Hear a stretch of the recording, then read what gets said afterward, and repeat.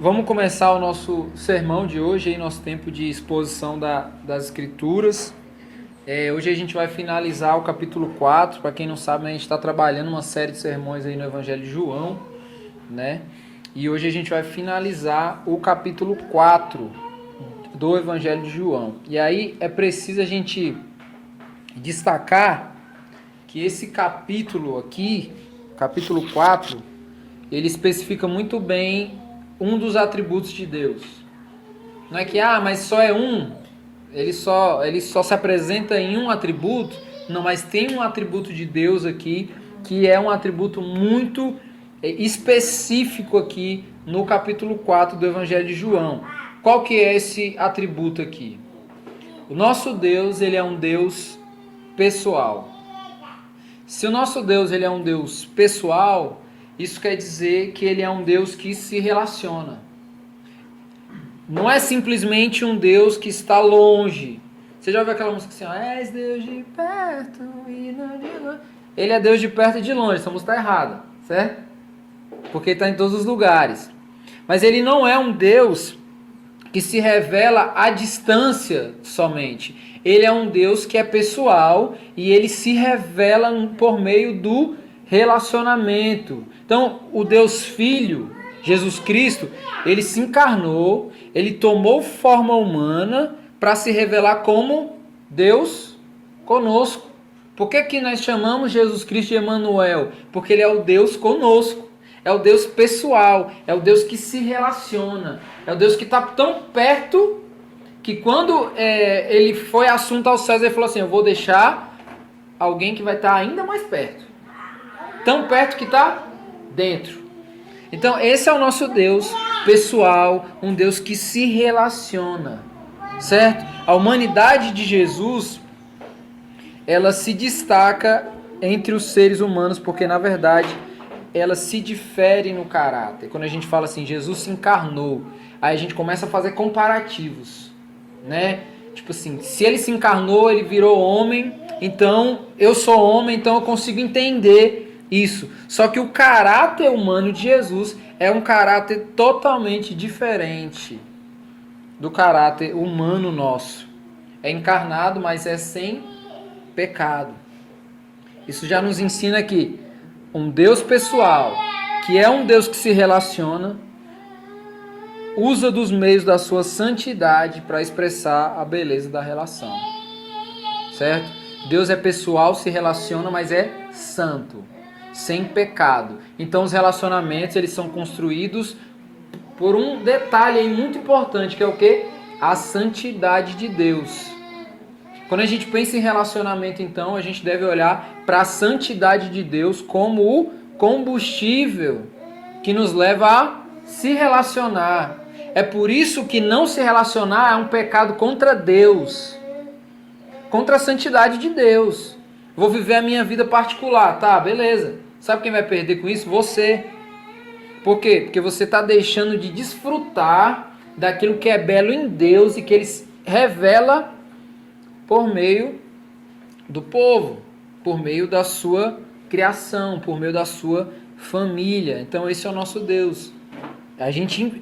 Isso já nos ensina que Deus, sendo um Deus pessoal, é um Deus que se relaciona e Ele usa da sua santidade para expressar a beleza da relação. Ou seja, a santidade de Deus, na santidade de Deus, nós encontramos motivos suficientes para percebermos a beleza que habita por meio dos encontros e das relações. Então, quando você tiver dificuldade de se relacionar, por exemplo, você não deve olhar para o caráter da pessoa. Eu vou me esforçar para se relacionar com fulano. Então o que eu vou fazer? Eu vou tentar extrair o máximo de virtude dela. Eu vou tentar extrair o máximo de coisas positivas dela. Você não vai conseguir, porque você está olhando para o lugar errado. Você tem que olhar para a santidade de Deus, que é expressada na relação. Quando você percebe que Deus é santo, quando você percebe que Ele escolheu se revelar, não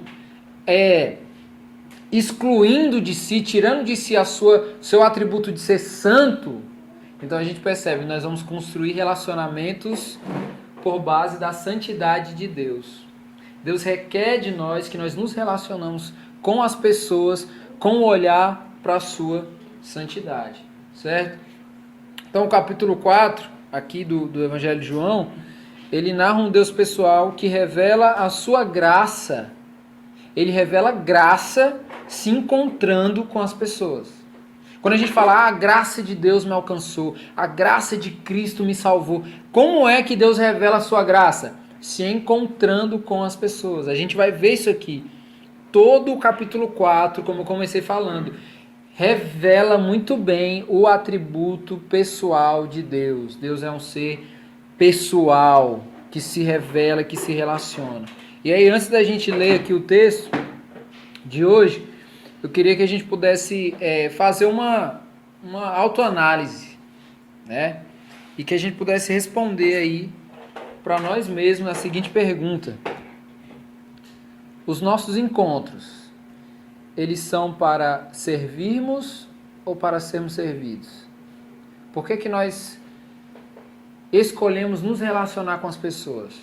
Qual que é o alvo, qual que é o interesse que nós temos de se aproximar de um, se aproximar do outro? Será que a gente está esperando com isso sermos servidos por aquela pessoa? Vou ser amigo do fulano ali porque ele tem a camisa do Green Day, aí pode ser que uma hora dessa, me arruma aquela camisa lá e tal, para ir pro rolê. Ou será que, poxa, o que pode sair de mim em direção ao outro? Qual que é o nosso interesse relacional? Por que nós construímos os nossos relacionamentos? Qual que é o alvo dos nossos relacionamentos? Servir ou ser servido? Então, eu queria que a gente pudesse começar essa manhã aqui pensando sobre isso, né? O que nós propomos ao nos relacionarmos com as pessoas? O que a gente está propondo aí? Obter algum favor delas ou servi-las nas suas demandas, sem interesse de troca? Imagina se Jesus tivesse que morrer por nós por uma troca.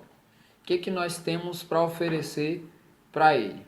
Se tudo que nós oferecemos, e bem, foi ofensa à sua santidade, né?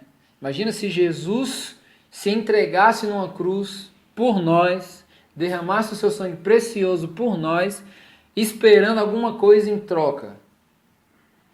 Isso nos faz pensar que, às vezes, nós não compreendemos a graça, não é pela graça, simplesmente. A gente fala, a graça é fora de compreensão, certo? Mas sabe o que é o problema?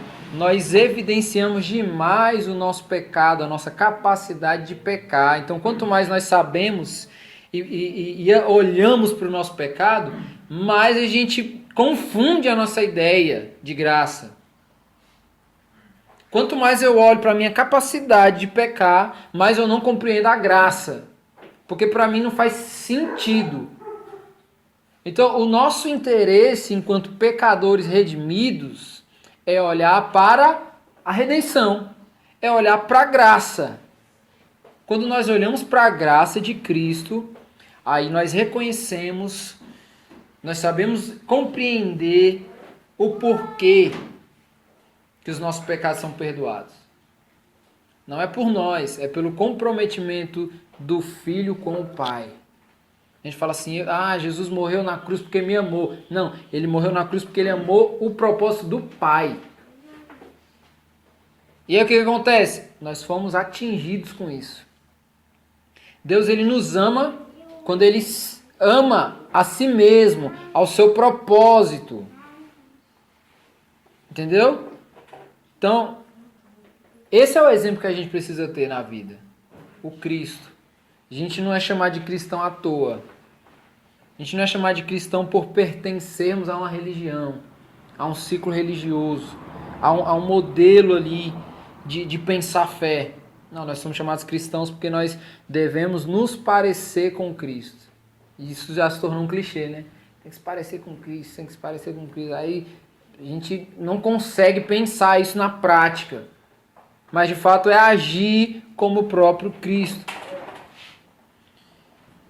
Então eu queria que você abrisse aí João 4, a gente vai ler hoje do 43 ao 54. Evangelho de João, capítulo 4, dos versículos 43 ao 54. O texto fala o seguinte: Depois daqueles 2 dias, ele partiu para a Galiléia. O próprio Jesus tinha afirmado que nenhum profeta tem honra em sua própria terra. Quando chegou a Galiléia, os galileus deram-lhe boas-vindas. Eles tinham visto tudo o que ele fizera em Jerusalém por ocasião da festa da Páscoa, pois também haviam estado lá. Mais uma vez ele visitou Caná da Galiléia, onde tinha transformado água em vinho. E havia ali um oficial do rei, cujo filho estava doente em Cafarnaum. Quando ele ouviu falar que Jesus tinha chegado a Galiléia, vindo da Judéia, procurou e suplicou-lhe que fosse curar seu filho, que estava à beira da morte. Disse-lhe Jesus: Se vocês não virem sinais e maravilhas, nunca crerão. O oficial do rei disse: Senhor, vem antes que o meu filho morra. Jesus respondeu: Pode ir, o seu filho continuará vivo. O homem confiou na palavra de Jesus e partiu. Estando ele ainda a caminho, seus servos vieram ao seu encontro com notícias de que o menino estava vivo. Quando perguntou a que horas o seu filho tinha melhorado, eles lhe disseram: A febre o deixou ontem, à 1h da tarde. Então o pai constatou que aquela fora exatamente a hora em que Jesus lhe disse: O seu filho continuará vivo. Assim creram ele e todos os de sua casa. Esse foi o segundo sinal milagroso que Jesus realizou depois que veio da Judéia para a Galiléia. Vamos fazer uma oração. Deus, nós te agradecemos, Pai, pela leitura da Tua palavra. Nós pedimos que ela traga a revelação para que nós precisamos, que Teu Espírito Santo ilumine, Pai, o nosso coração, a nossa mente, para compreender, Pai, aquilo que é a Tua verdade e para que a gente consiga colocar em prática, Pai, tudo aquilo que nós ouvimos, Pai. No nome de Jesus. Amém. Amém, gente. No sermão passado, para quem estava aqui com a gente viu que Jesus ele se encontrou na beira do poço de Jacó com uma mulher lá da região de Samaria. Isso enquanto Jesus ele estava se deslocando da Judéia para Galiléia. E ali teve algo bastante interessante nesse relato do encontro de Jesus com essa mulher. Qual que é a grande questão do encontro de Jesus com aquela mulher? Jesus ele apresentou um caminho de graça para uma mulher que culturalmente nem cumprimentada na rua era. Aquilo tem um peso tão grande, aquele encontro de Jesus para aquela mulher, porque ele destrói vários aspectos que eram um peso para a vida daquela mulher. Certo? Aquela mulher, a graça de Cristo ali, revelada ali naquele encontro ali com aquela mulher, viabilizou para aquela mulher o acesso à água da vida. Lembra que ele falou sobre... Ele usou do elemento ali da necessidade básica para falar de algo espiritual. Ele pediu água para a mulher ali. Jesus ele rompeu ali com todas as barreiras possíveis ali naquele momento, simplesmente para manifestar a sua graça. Simplesmente para ele manifestar o seu favor ali àquela mulher. Primeiro ele dirigiu a palavra a uma mulher. Ele sendo um homem, ele falou com a mulher. Você pode pensar assim, mas e aí? Qual o problema disso? Na época era um problema gigante. Ele se dirigiu a uma mulher. Uma mulher ali desprovida de admiração social. Uma mulher que ninguém nem se aproximava. Uma mulher que já teve vários embaraços amorosos. E que até agora ali naquela situação ainda estava enrolada. Né? Essa era a mulher ali que Jesus se encontrou. E aí ele pede água para essa mulher. Ele sendo judeu e ela samaritana. Esse foi o questionamento dela. Como tu, sendo judeu, pede água a uma samaritana? Né? Esse foi o questionamento ali que a mulher fez naquele momento. Porque os judeus, eles consideravam os samaritanos impuros. Eles não se davam com os samaritanos porque eles achavam que os samaritanos eram um povo misturado, originalmente judeus, mas agora com várias influências de outros povos, então se tornou um povo misturado. Então o judeu olhava para o samaritano e pensava que esse povo não é nosso. Esse povo é impuro. Esse povo é misturado. Então eles criaram uma lei, inclusive ali, baseada nos próprios costumes, onde eles não podiam receber nada que vinha do samaritano. Então, tipo assim, se um samaritano tocou nesse celular, um judeu já não tocava, porque para ele tudo que o samaritano tocava estava impuro. Os próprios costumes ali da cerimônia de purificação, eles consideravam que os samaritanos não zelavam por aquilo ali. A gente falou disso no domingo passado, né? Então eles odiavam os samaritanos, porque eles achavam que os samaritanos eles estavam desatentos ali ao rito da purificação, que eles não lavavam a mão antes de comer, nem sempre, às vezes esquecia, né? Então tudo que eles tocavam era impuro. Então a mulher que está acostumada a ser ignorada, a mulher que vai ali no poço todo dia e ninguém olha para ela, ninguém fala com ela, até mesmo o pessoal do próprio povo dela. O próprio samaritano tinha preconceito contra essa mulher. Então, essa mulher que está acostumada a ninguém olhar, a ninguém lhe dirigir a palavra ali, agora ela se espanta pelo fato de um homem, judeu ainda mais, está se dirigindo a palavra a ela. E mais, o maior espanto dessa mulher, gente, não é que Jesus se dirigiu a ela. Isso já foi algo bem espantoso para ela. Mas o fato de que Jesus, sendo um judeu, lhe dirigiu a palavra e pediu algo dela. Eu fico pensando, aquela mulher assim, mas você não vai ter nojo? Beleza, eu posso até te dar, mas você não vai ficar com nojo, não? Por quê? Porque eu peguei. Porque faz parte de mim aqui. Isso que deixou a mulher pensativa. Isso que indagou a mulher. Como tu, sendo judeu, se dirige a uma mulher samaritana? E pede algo. Pede algo para ela ali.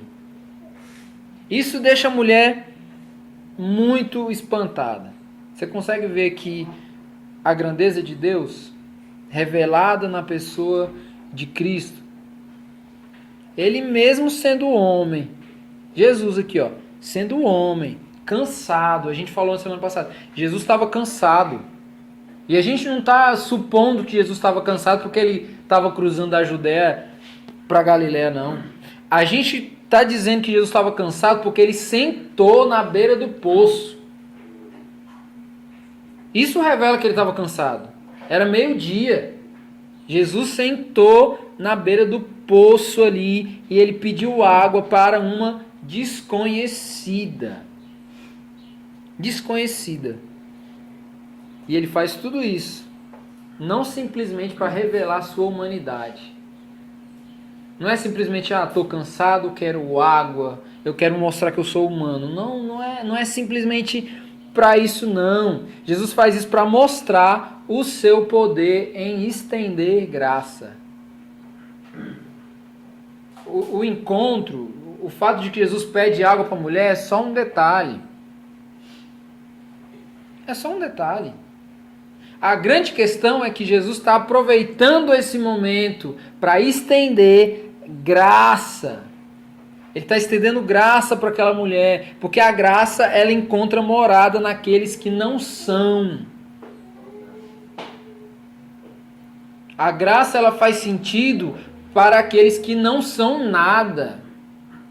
Porque o cara que se acha que é alguma coisa, ele não vai conseguir enxergar a graça. Por quê? Porque a graça dele é dele mesmo.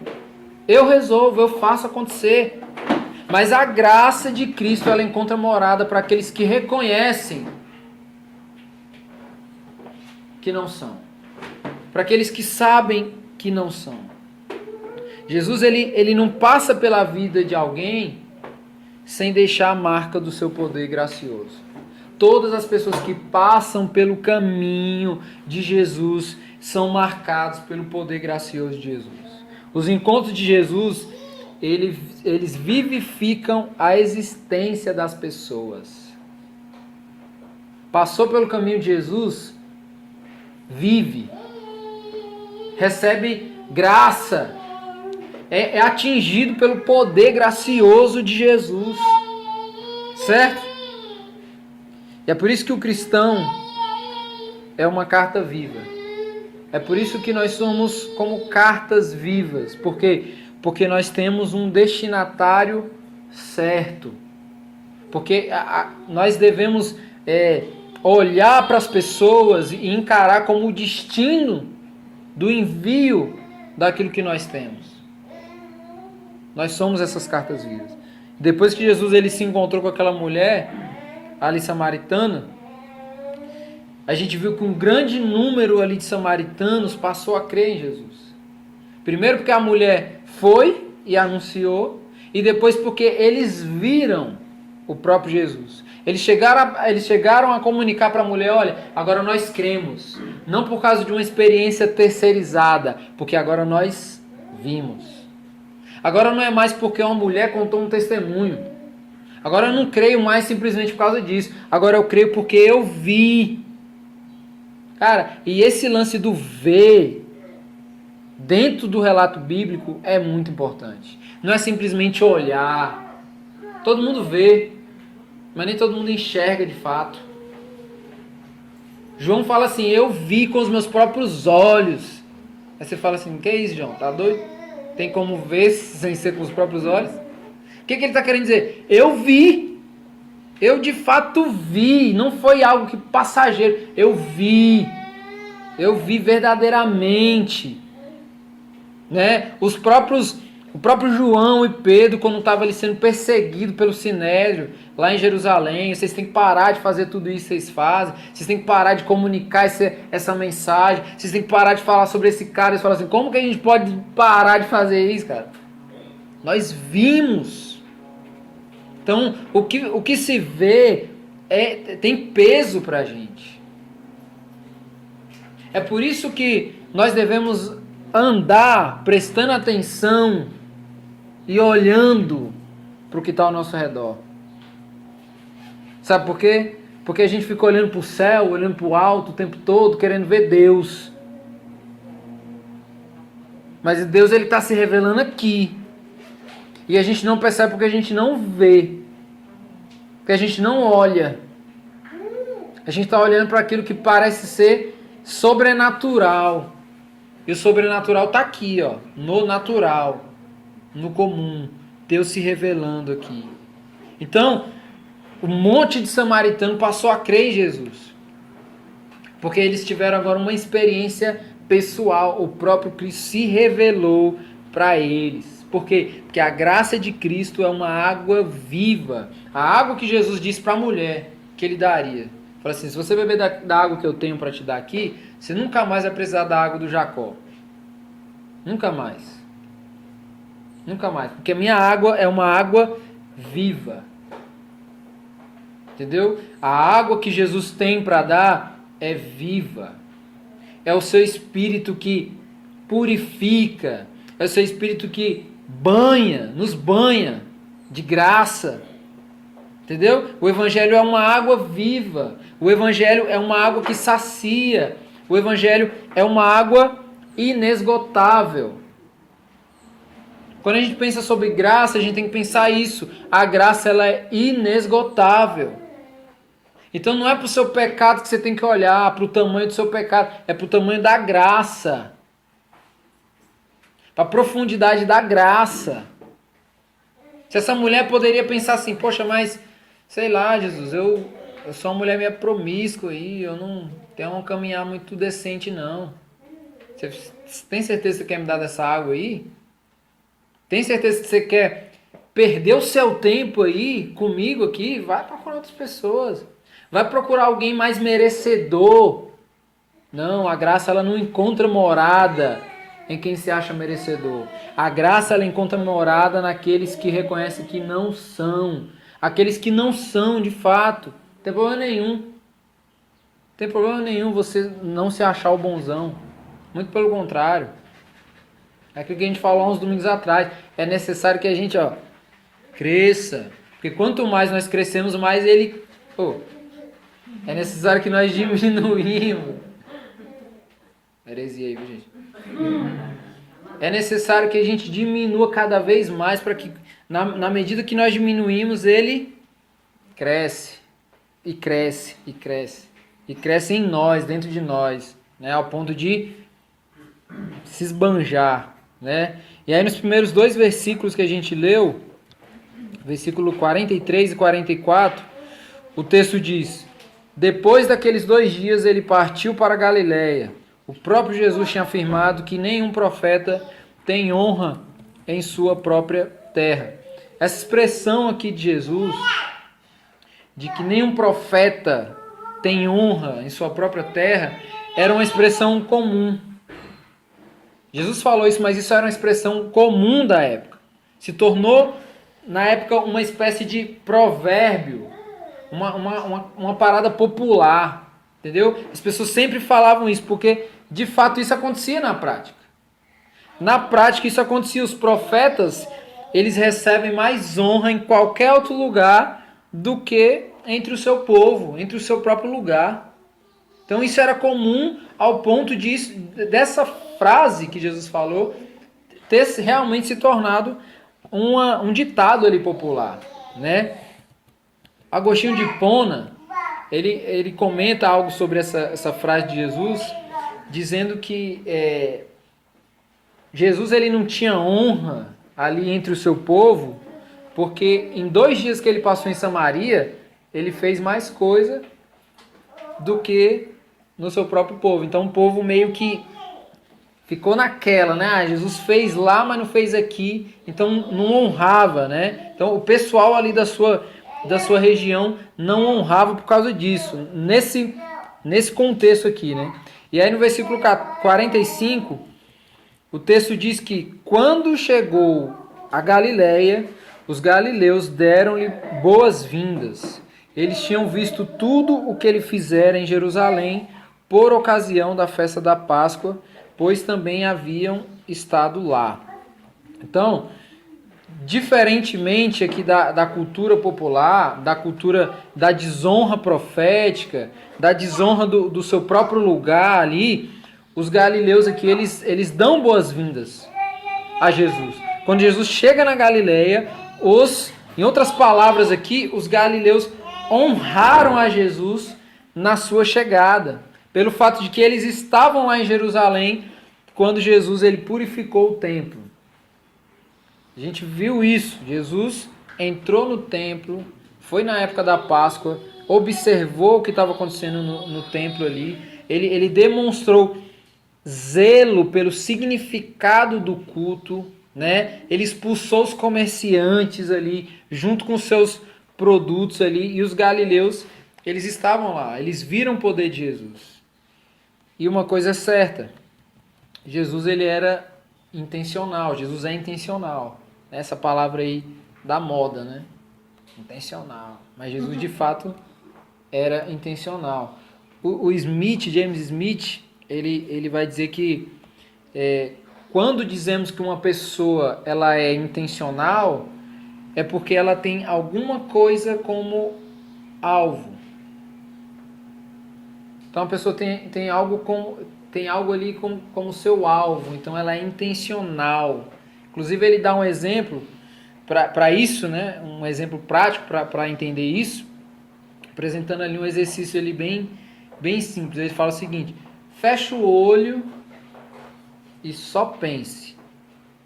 Tem como você fechar o olho e não pensar em algo que é um alvo, seja lá qual seja o alvo. Porque nós temos um grande alvo na vida, mas nós temos outros alvos, né, que estão ali que a gente vai caminhando. Eu tenho esse alvo, eu tenho aquele alvo. Aquele é o alvo central, mas eu tenho esse alvo, eu tenho esse, eu tenho esse, eu tenho esse. Então quando você fecha o olho, por exemplo, você não consegue não pensar em nada. Você não consegue ficar com o olho fechado e não sair nada. Por quê? Porque nós somos seres intencionais, nós somos seres que estamos o tempo todo olhando para algum alvo.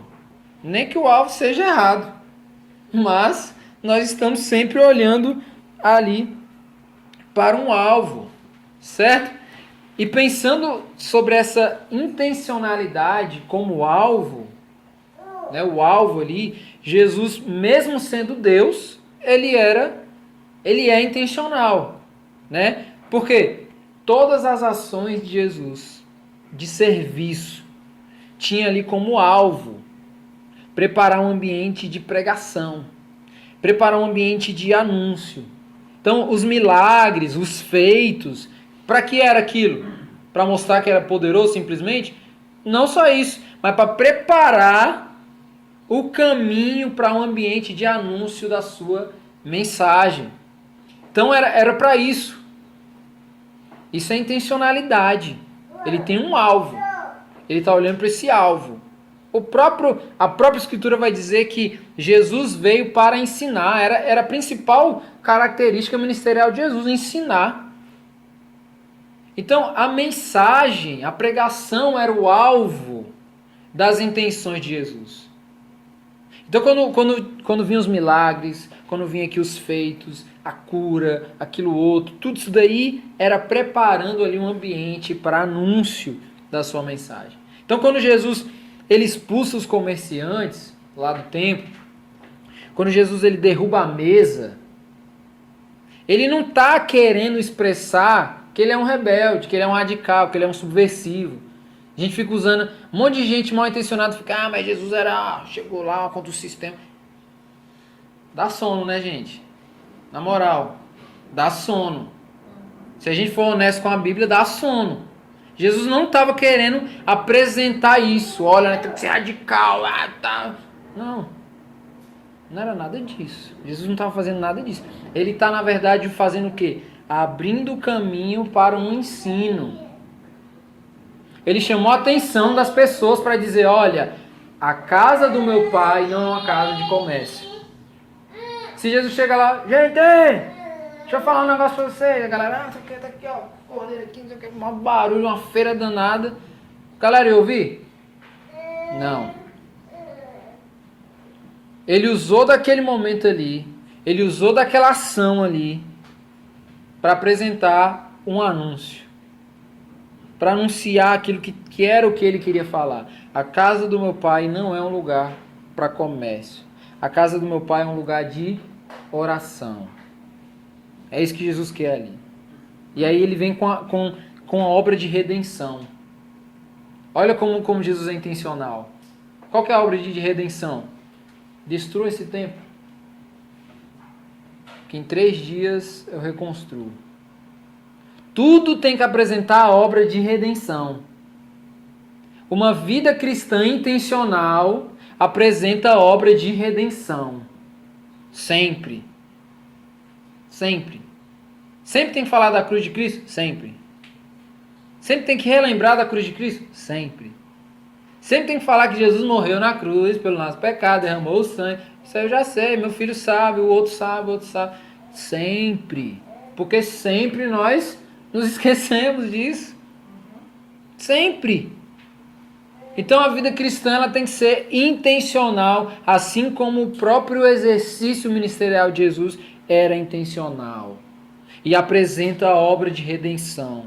Ou seja, todas essas ações de Jesus aqui são para preparar um ambiente de anúncio.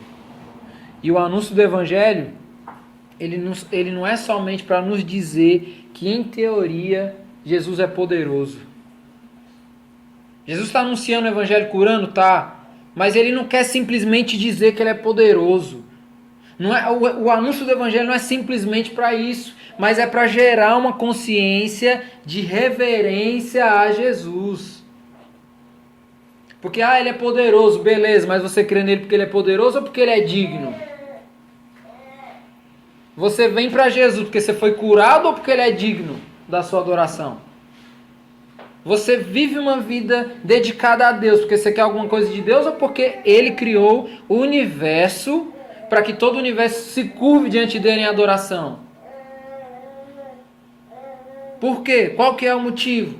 Então, o anúncio do Evangelho é para gerar uma consciência de reverência, de se prostrar. E aí Jesus ele chegou na Galileia, no lugar onde ele acabou de dizer que nenhum profeta tem honra no seu próprio lugar. E o que a gente vê aqui? Os galileus se reverenciaram. Os galileus reverenciaram a Jesus. Eles estão honrando a Jesus, depois que eles viram Jesus agindo em contra ao alvo da sua mensagem. Depois que eles viram Jesus lá no templo, lá, ó, destruindo para anunciar uma mensagem da redenção. Derrubem esse templo aí que em 3 dias eu reconstruo. Mensagem da redenção. E aí, no versículo 46 diz: mais uma vez ele visitou Caná da Galileia, onde tinha transformado água em vinho. E havia ali um oficial do rei, cujo filho estava doente em Cafarnaum. Então Jesus ele retorna aqui para o lugar ali do seu primeiro milagre. Caná da Galileia foi o lugar que Jesus fez o seu primeiro milagre. E aí eu volto a dizer que toda a ação de Jesus é um ambiente para pregação, para anúncio da sua mensagem. Para quê? Para que as pessoas se encontrem com a sua mensagem de redenção. O primeiro milagre que Jesus fez foi aonde? Casamento. Jesus aproveitou o ambiente de um casamento, ali de possíveis familiares da mãe dele, de Maria, né, para fazer o seu primeiro milagre. Foi o que Jesus fez. Jesus transformou uma grande quantidade de água que tinha ali, que ficava armazenada sempre nas celebrações judaicas por causa da purificação. Jesus ele pegou ali aquela grande quantidade de água ali e transformou em vinho. E Jesus ele fez aquilo ali por 2 motivos. Jesus transformou a água em vinho por 2 motivos. Primeiro, para mostrar que a ordem de purificação estava sendo trocada. Ali é um marco, que não seria mais por água que o povo seria purificado, e sim por sangue. Ele pegou a água e transformou em vinho. Não é mais a água que purifica, agora é o sangue.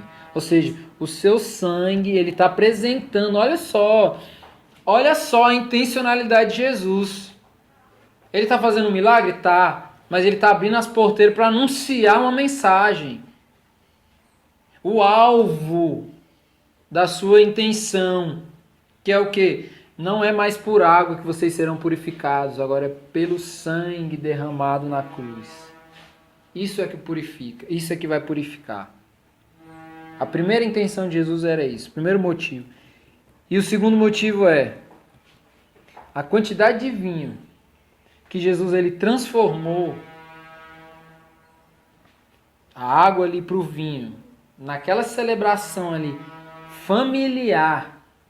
Aquilo era uma celebração familiar. Era para ensinar ao povo que a graça, que a redenção, ela transborda. Mas só isso? Não. Ela transborda e é preciso se desfrutar isso em família. Cara, é por isso que não tem como olhar para a Bíblia, para a cruz e não ver o povo de Deus associado à obra de Cristo. Não tem como. Porque o sacrifício de Cristo foi para mim, para você, para que a gente viva não a individualidade, mas para que a gente desfrute a salvação coletivamente.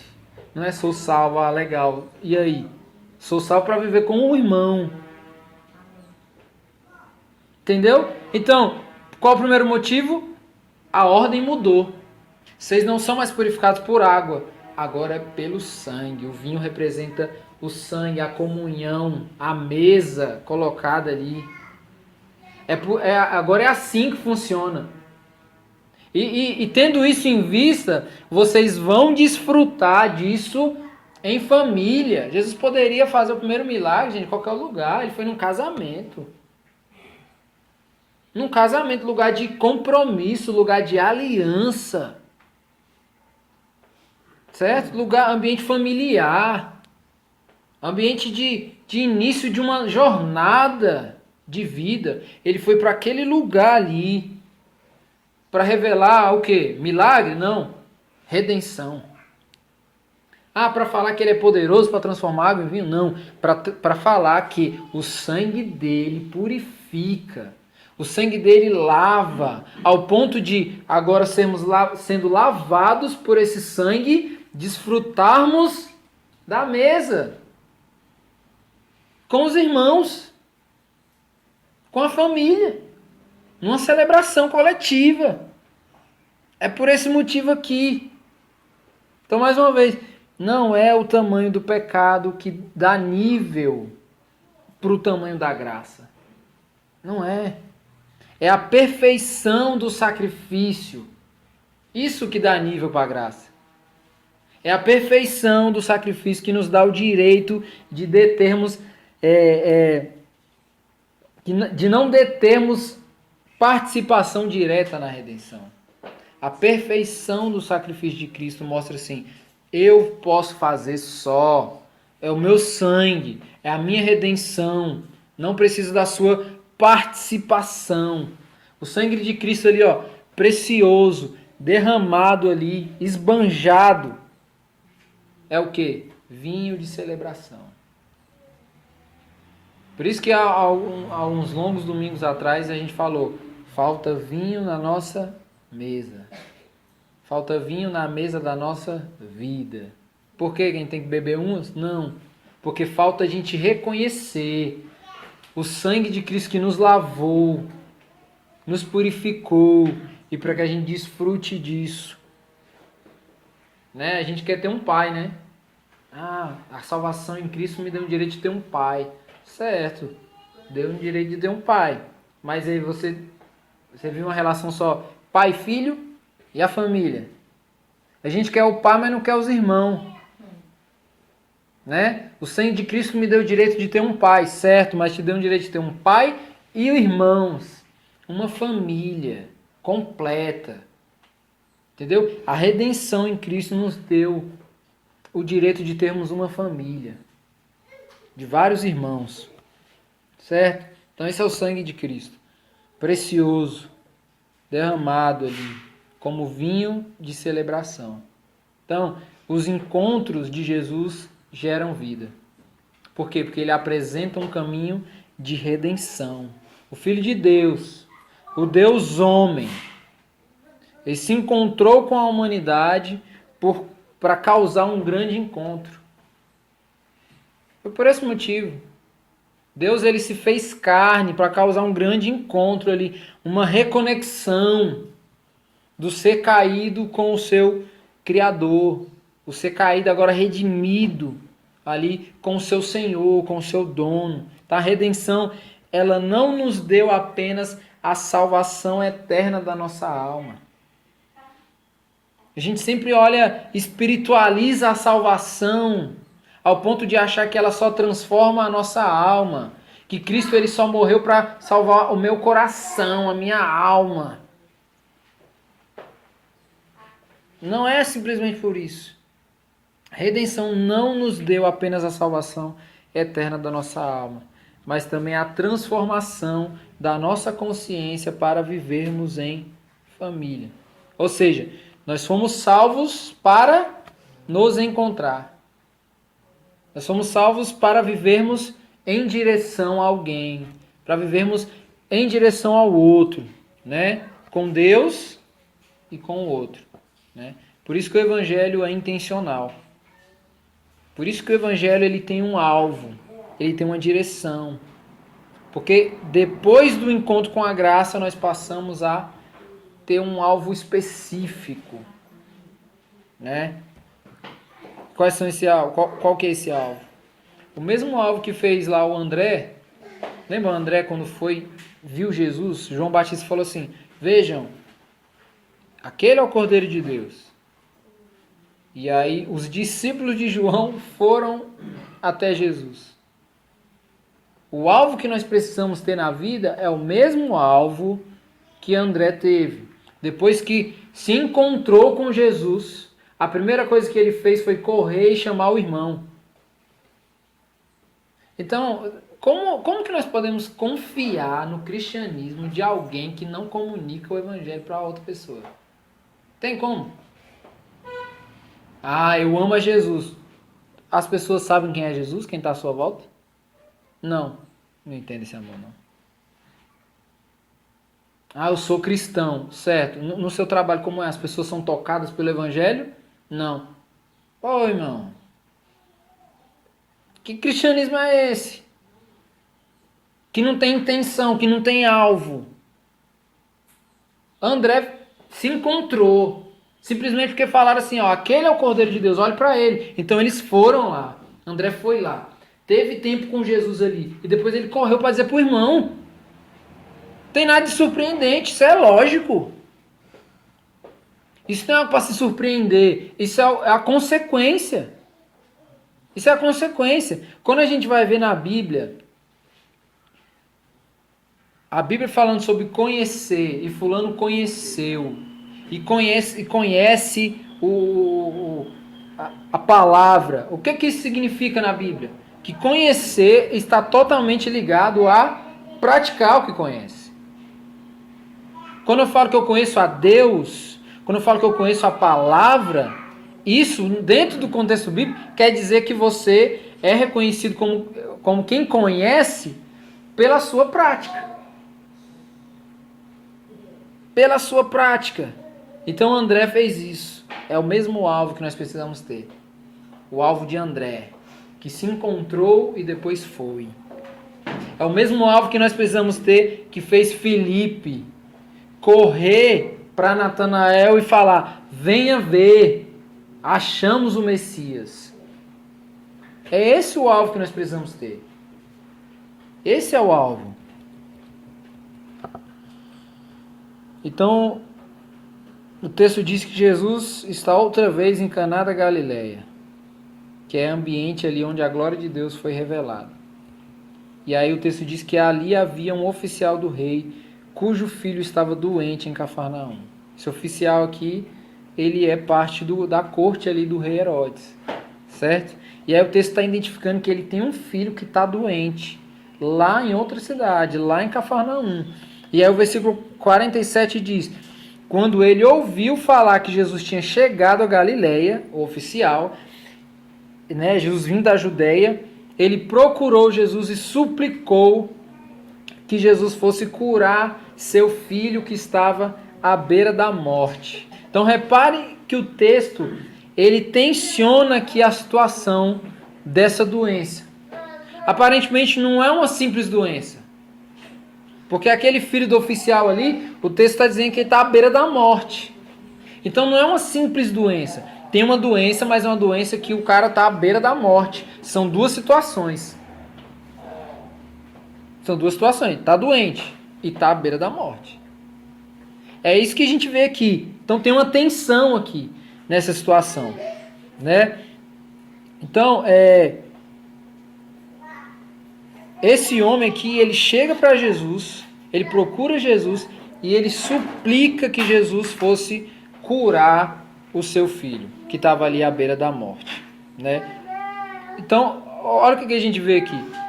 Um homem aqui que tem acesso social, um cara que tem prestígio social, que ele poderia recorrer à medicina, certo? Ele poderia chegar, não, eu resolvo isso aqui muito fácil. Esse homem aqui, ele suplica a Jesus, ele se curva a Jesus, ele clama a Jesus por uma demanda.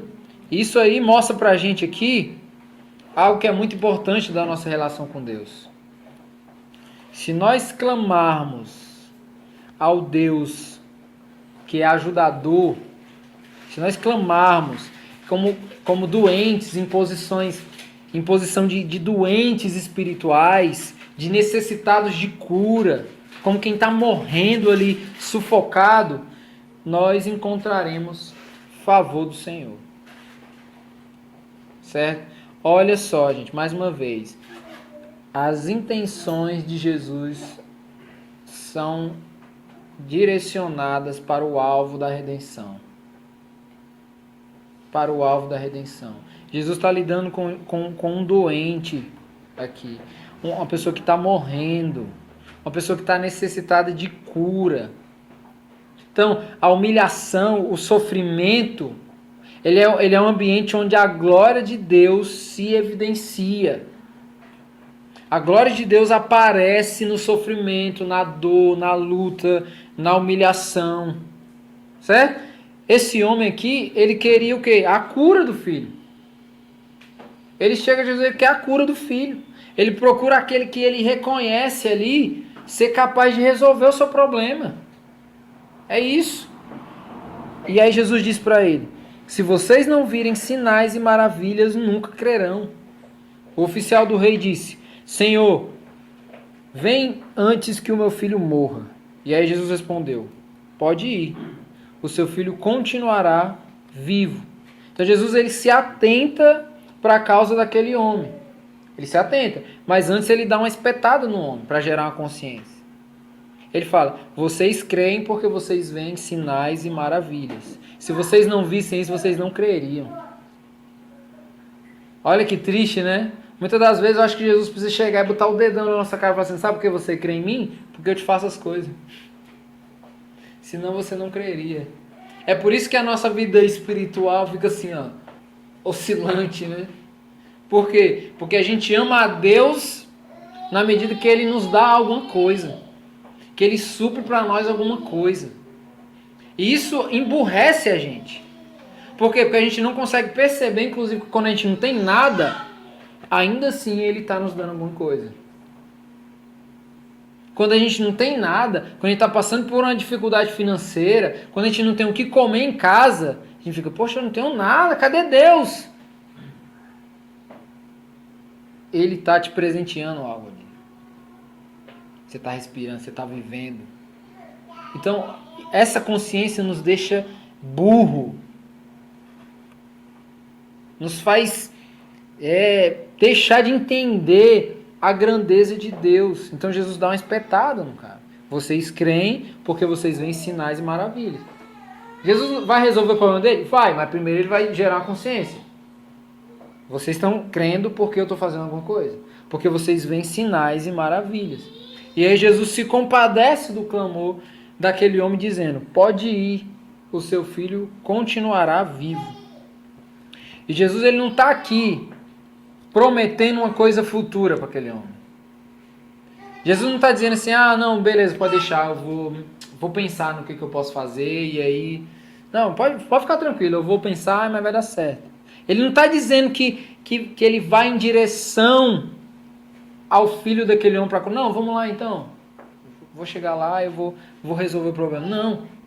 A ideia por trás disso aqui é que Jesus ele está curando o filho daquele homem naquele mesmo momento.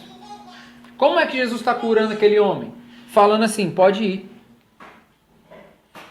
O seu filho continuará vivo. Imagine como ficou assim: eita, ele vai vir então. Vou indo na frente, preparar lá que Jesus vai vir, vai resolver o negócio. Não, Jesus já fez ali. Ó. Pode ir. O seu filho continuará vivo. Esse aqui é o ambiente da cura. É nesse exato momento que Jesus está curando aquele cara, o filho daquele homem ali. Não é apenas cura momentânea. E mais, não é apenas cura momentânea. Jesus está dando certeza de vida. Jesus não está falando assim, ó: pode ir que seu filho será curado. Não, Jesus está dizendo: pode ir que seu filho não vai morrer. Não é só cura, é garantia de vida. Seu filho vai viver. É um cenário aqui, ó, de apresentação redentiva. Porque Jesus dá vida. Jesus Deus é o detentor da vida. A nossa salvação, ela não é apenas cura da doença, é direito à vida. Jesus não morreu simplesmente para curar as nossas enfermidades, não. Ele morreu para curar as nossas enfermidades e nos dar vida. Tem diferença nisso. Tem diferença. Como é que você está vivendo? Está vivendo ou está sobrevivendo? Jesus, a nossa salvação não é apenas a cura das nossas enfermidades, mas é o direito da vida. Por quê? Porque a graça de Cristo, ela constrange. E aí o homem confiou na palavra de Jesus e partiu. Estando ele ainda a caminho, seus servos vieram ao seu encontro com notícia de que o menino estava vivo. Quando perguntou a que horas o seu filho tinha melhorado, eles lhe disseram: a febre o deixou ontem, à 1h da tarde. Então o pai constatou que aquele foi exatamente a hora em que Jesus lhe disse: o seu filho continuará vivo. Assim creram ele e todos de sua casa. Esse foi o segundo sinal milagroso que Jesus realizou depois que veio da Judéia para a Galiléia. Então o homem entendeu que Jesus estava fazendo uma promessa futura para ele, quando ele falou isso, né? Então o que foi que ele fez? Ele saiu para Cafarnaum, ao encontro lá do filho, né? Talvez para esperar ali Jesus chegar até lá e curar o seu filho. Só que na estrada, no meio da estrada, indo para Cafarnaum, ele já recebe a notícia que o seu filho estava vivo, que estava curado. Por quê? Porque Jesus, ele não procrastinou a cura daquele cara. Quando Jesus disse ao homem que o filho dele não ia morrer, ele já estava curando ali naquele momento. Então o encontro de Jesus com esse homem, a gente vê que assim creram ele e todos os de sua casa. Ele creu e todos os de sua casa. Por quê? O encontro de Jesus com esse homem gerou vida para ele e para toda a família dele. Jesus se encontrou com esse homem, o favor foi para o filho do homem, só que quem recebeu a garantia de tudo? A família. Entendeu? Por quê? Porque se desfruta do favor de Deus em família. O cara foi curado e está vivo. Beleza. E o pai não crê, a mãe não crê. Não. A família desfrutou daquilo ali. Né? A resolução da enfermidade é apenas um detalhe para a grande verdade daqui. Uma família toda se encontrou com Jesus. O tema do nosso sermão hoje é encontros que geram vida. Jesus se encontrou com a mulher samaritana, Jesus se encontrou com os samaritanos que jamais se relacionariam com o judeu, creram em Jesus. Jesus agora se encontra com um homem e por meio desse encontro com esse homem, o filho é curado e a família toda se encontra com Jesus por meio do favor de Deus. Entendeu? Às vezes a gente testemunha a cura, às vezes a gente testemunha que estamos enfermos de alguma coisa, mas a gente esquece que isso para Deus é natural. Natural. Você viu Jesus fazendo um grande espetáculo ali? Não, Jesus falou assim, pode ir lá, seu filho vai viver.